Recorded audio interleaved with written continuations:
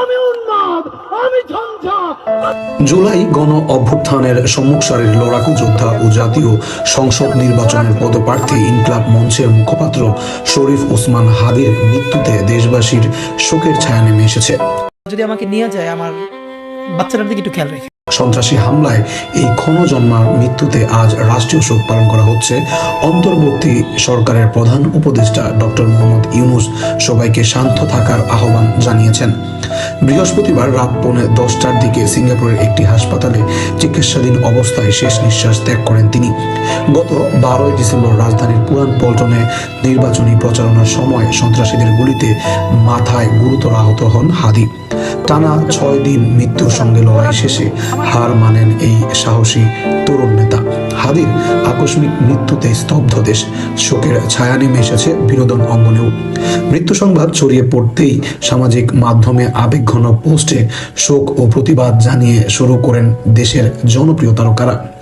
জনপ্রিয় অভিনেত্রী নুসরাত ইমরোজ তিশা ও উসমান হাদির একটি ছবি সামাজিক মাধ্যমে প্রকাশ করে নিজের শ্রদ্ধা জানিয়েছেন। তিশা লিখেছেন, শহীদ উসমান হাদি আমাদের স্বাধীনতা সার্বভৌমত্বের প্রতীক হয়ে থাকবেন। উসমান হাদির প্রতি শ্রদ্ধা প্রকাশ করে ঢালিউড নির্মাতা আশফাক নিপুণ লিখেছেন, উসমান হাদি শান্তিতে ঘুমান, আল্লাহ আপনাকে জান্নাত দান করুন এবং আপনার পরিবার ও নবজাতকের শক্তি দিন। তারা হয়তো আপনাকে হত্যা করেছে, কিন্তু আপনার শত্রু করা লড়াই থামাতে পারবে না। খুনিদের অবশ্যই বিচারের আওতায় আনতে হবে। উসমান হাদি ও তার শিশুপুত্রের একটি ছবি শেয়ার করে অভিনেতা সিয়াম আহমেদ লিখেন, নিঃশেষে প্রাণ যে করিবে দান, ক্ষয় নাই তার ক্ষয় নাই। ক্ষমতা ও জীবনের মূল্য নিয়ে তরুণ অভিনেতা আরশ খান লিখেছেন, একটা একটা করে নিভে যাওয়া বাতিকে যে যাই পরিচয় দাও, সবাই দেশেরই অংশ ছিল। কোনো না কোনো মায়ের সন্তান ছিল। একদিন জিতে যাবে ক্ষমতা, কিন্তু দেখবে পৃথিবীটাই থেমে গেল। হাদির মৃত্যুতে মর্মাহত হয়েছেন অভিনেত্রী রুকাইয়া জাহান চমক। তিনি লিখেছেন, ইন্না লিল্লাহি ওয়া ইন্না ইলাইহি রাজিউন। নামটা মনে রেখো, শহীদ বীর শরীফ উসমান হাদি।